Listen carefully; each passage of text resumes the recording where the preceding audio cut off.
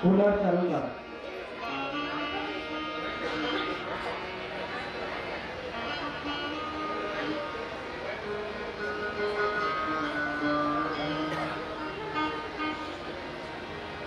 बोलो शिवर्धनारेश्वरी भगवान की, बोलो परम तत्व संत स्वामी अनेक महाराज की।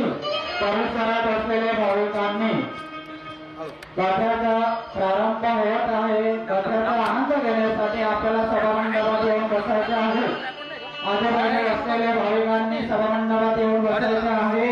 थोड्या वेळात कथाला सुरुवात होत आहे।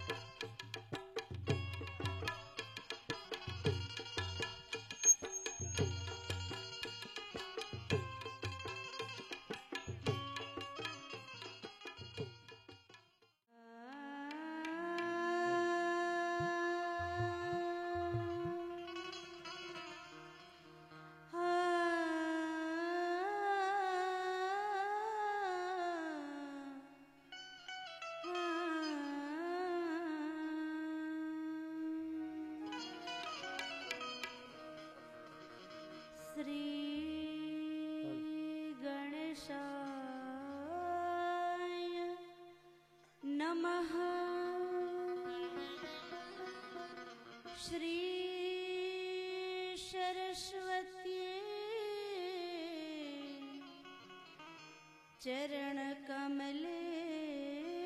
चरणकमलेभ्यो नमः।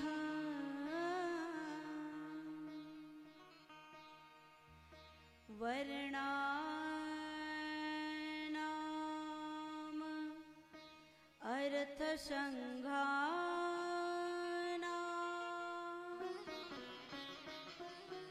रसानां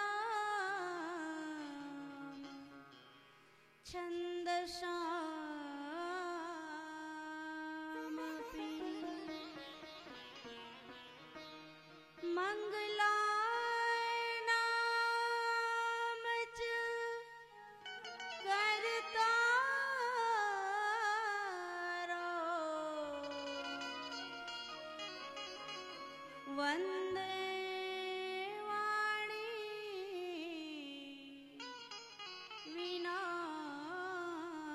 विनायको वन्दे वाणी विनायको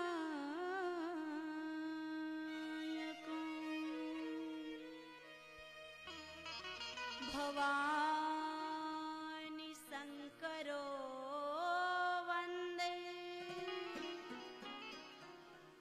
श्रद्धा विश्वास रूपिणो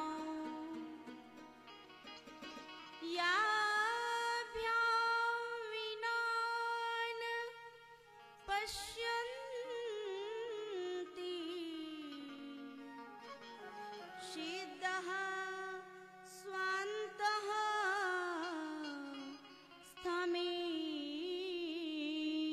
स्थमीश्वरम् हा सिद्धः स्वान्तः स्थमीश्वरम्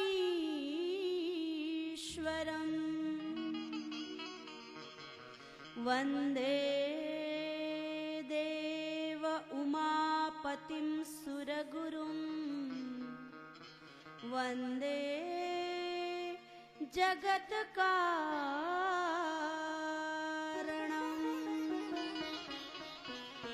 वन्दे पन्नगभूषणं मृगधरम्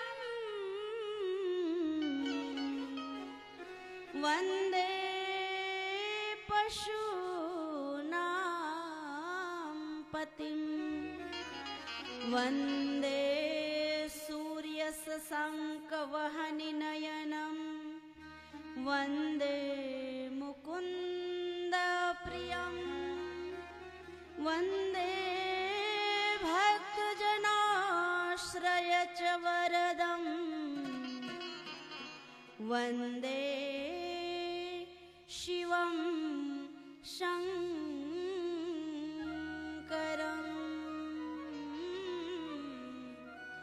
वन्दे शिवं शङ्करम्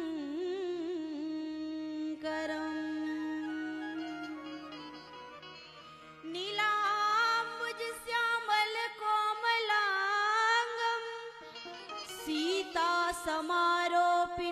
सीतासमारोपितवामभागम्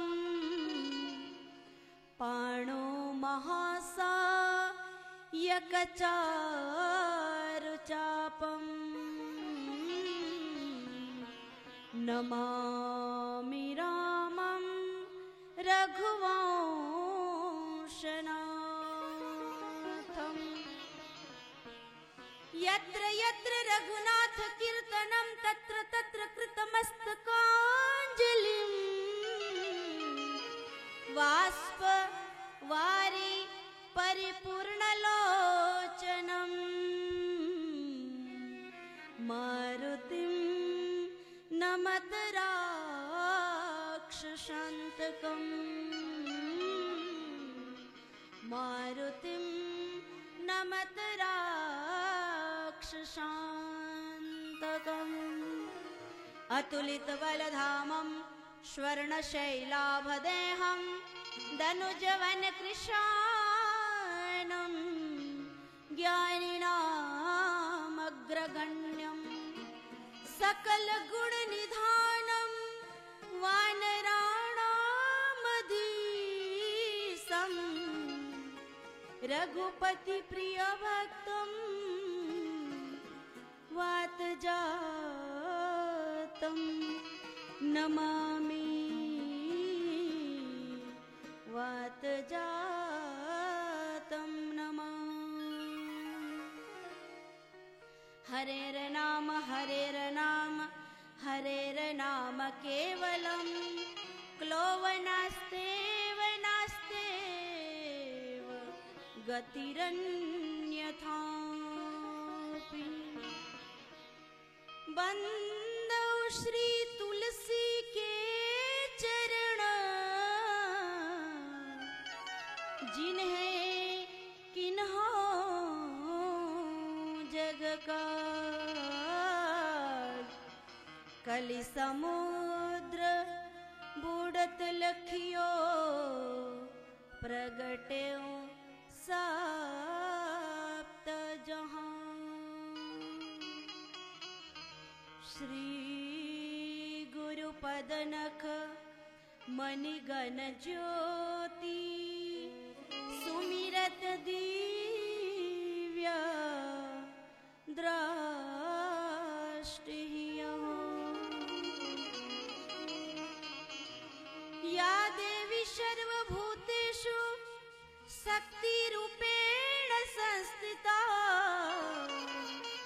नमस्तस्यै नमस्तस्यै नमस्तस्यै नमो नमः।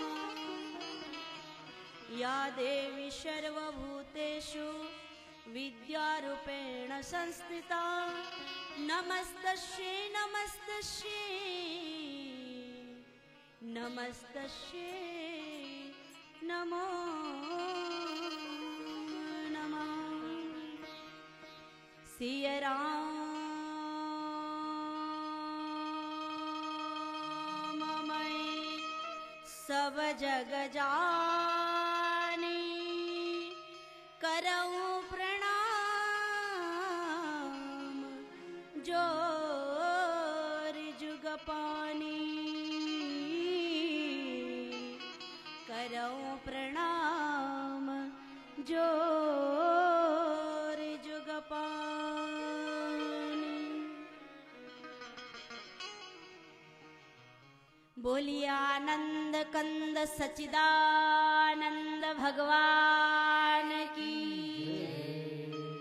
अर्धनारेश्वर महादेव की।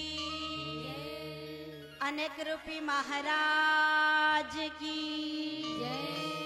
संत मंडली की। ग्राम देवता की। स्थान देवता की। ओम नमः शिवाय।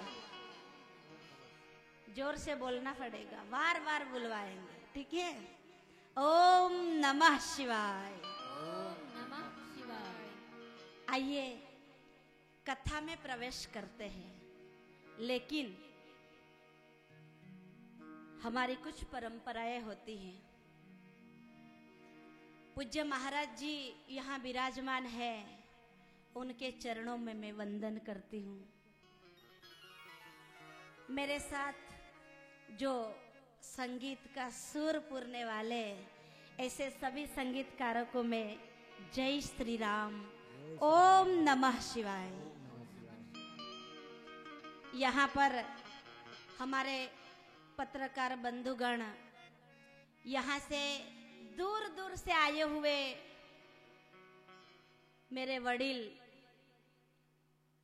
भाई बहनें माताएं एवं जिसके लिए हम कहते हैं कि मेरे बच्चे इस भारत की नींव है, ऐसे बच्चों के लिए किसी ने लिखा है कि चंदन है इस देश की माटी, जिस माटी को हम लगाते हैं माथे पे, उस माटी को हम चंदन कहते हैं। चंदन है इस देश की माटी, तपो भूमि हर ग्राम है, और हर बाला देवी की प्रतिमा बच्चा बच्चा राम है। इस राम की भूमि पे आज श्री रामचरित्र के मानस के उपलक्ष्य में और हम शिव जी की कथा सुनने के और जा रहे हैं। जैसे हम लोग यहाँ मंदिर में आ रहे हैं, ठीक है, सबको पता है हम मंदिर में जा रहे हैं, तो आपको महाराज जी ने बताया होगा बिना स्नान किए मंदिर में नहीं आना।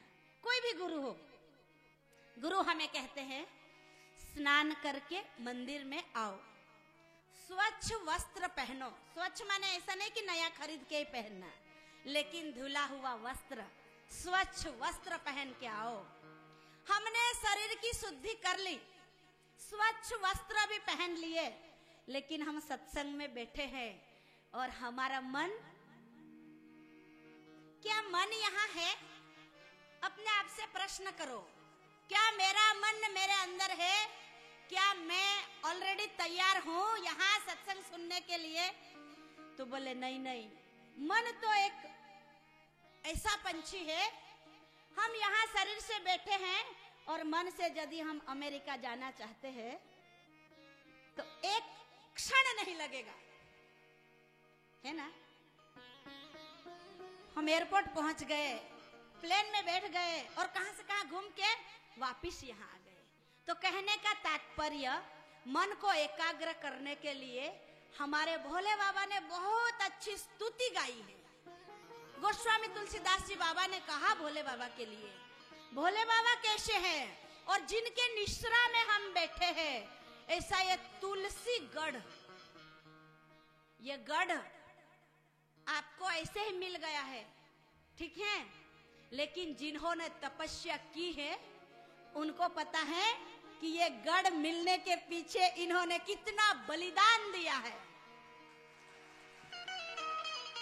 हमें पता है कितनी बड़ी कुर्बानी दी, तब हम आप इतने बड़े मंडप में बैठे हैं। लेकिन मेरा भोला वो भंडारी है, मेरा भोला वो जानता है किसको किस टाइम कितना देना। अरे मेरा भोला तो इतना भोला है कि बोले भोले के पास चले जाओ, कुछ नहीं है।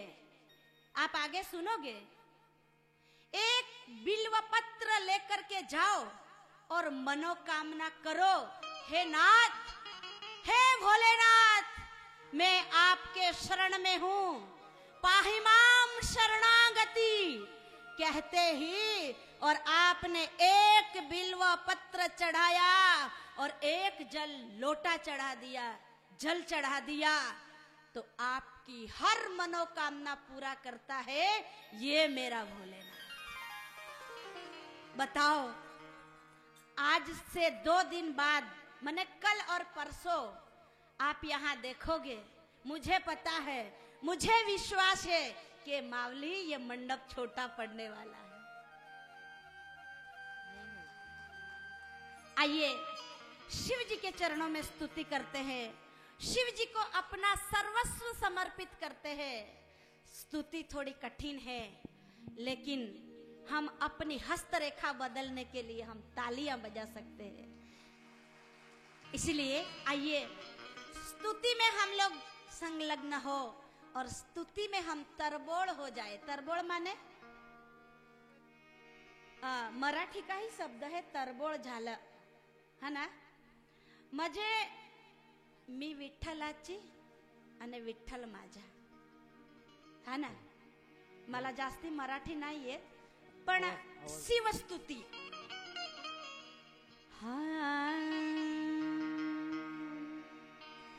नमामि समीशान निर्वाण रूपं विभुं व्यापकं ब्रह्म वेद स्वरूपं निजं निर्गुणं निर्विकल्पं निरीहं चिदाकाशमाकाशवासं भजेऽहं निराकारं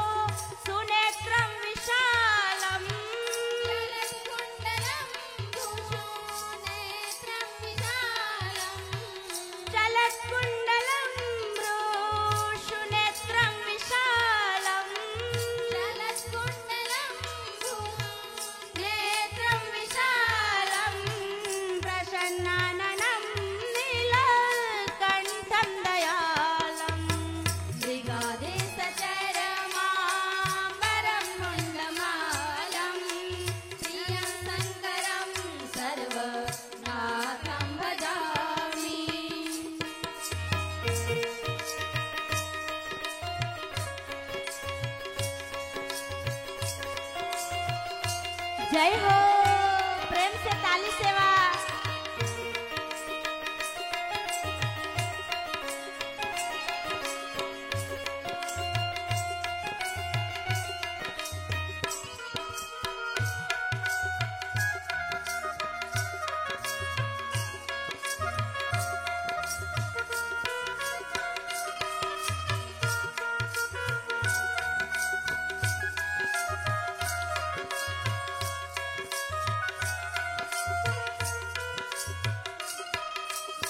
प्रचण्डं प्रकोष्ठं प्रगल्भं परेशम् अखण्डम् अजं भानुकोटिप्रकाशम् त्रयशूलनिरामूलनं शूलपाणि पतिभावगम्यम् कलातीतकल्याण कल्पान्तकारी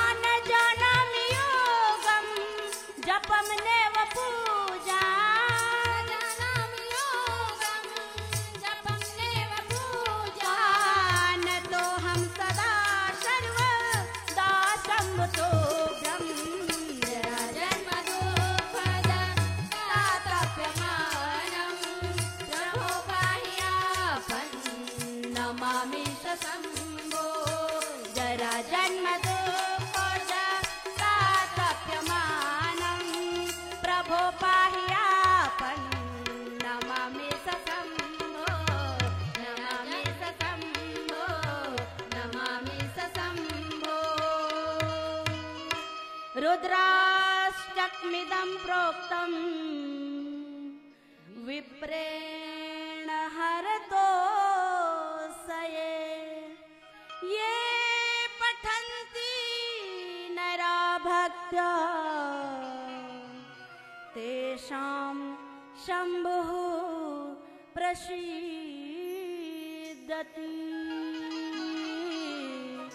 तेषां शम्भुः प्रसीदति। ओम नमः शिवाय, ओम नमः शिवाय, ओम नमः शिवाय, ओम हरि बोल।